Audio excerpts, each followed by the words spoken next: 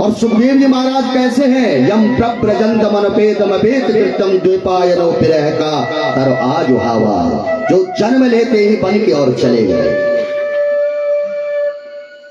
ऐसे उच्च कोटि का जिनका वैराग्य है, ऐसे सुखदेव जी हैं। अपने पुत्र जब याद आया तो पुत्र तो पता नहीं किस गुफा में बैठे होंगे।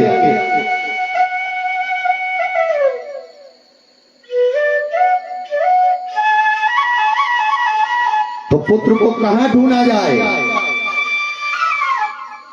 तो पुत्र को ढूंढने के लिए कुछ अपने शिष्यों को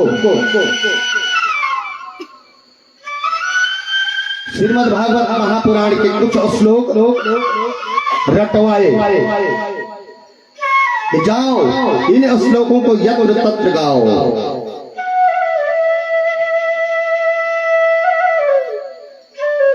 तो व्यास जी के शिष्य उन श्लोकों को गा रहे हैं कि बरहा पीडम नटवर वपो कर्णयोर कर्णिकारं विव्रतवासत् कनक कपिशं वैजयन्तीं च मालां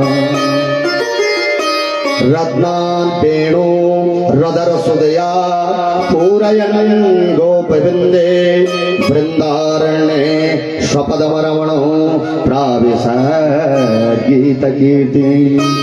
इतनी सुंदर झांकी है भगवान की। देखो, बरहा पीठम नटवर बपू, भगवान ने मोर पंख का मुकुट धारण किया है, पीतांबर वस्त्र भगवान ने धारण कर रखे हैं और वृंदावन में प्रवेश पा रहे हैं भगवान जी। ऐसे छवि को अपने हृदय में बिठाओ। भगवान की पूजा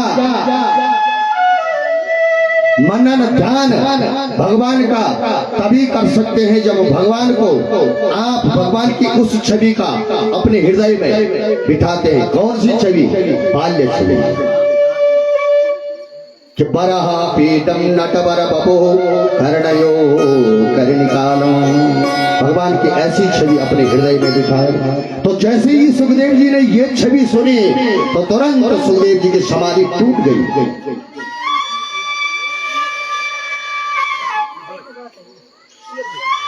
तो सुखदेव जी महाराज की समाधि जब टूटी तो सुखदेव जी महाराज जी ने एक बात सोची कि भाई जो सुंदर होता है तो जरूरी नहीं उसका स्वभाव अच्छा हो।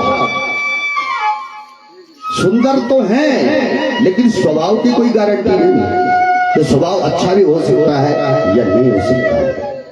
तो दूसरे शिष्य ने दूसरा श्लोक बोला, कौन सा?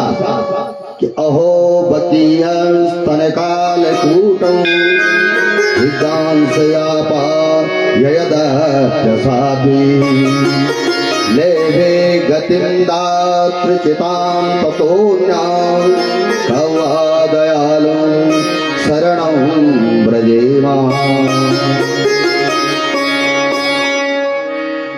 इतने दयालु, कितने दयालु हैं भगवान, जो पूतना अपने स्तनों पर जहर लगा करके भगवान को मारने आई थी और भगवान ने उस पूतना को भी कौन सी गति प्रदान की? जो यशोदा मैया को बाद में प्रदान की, उनसे पहले उस पूतना को भगवान ने गति दी।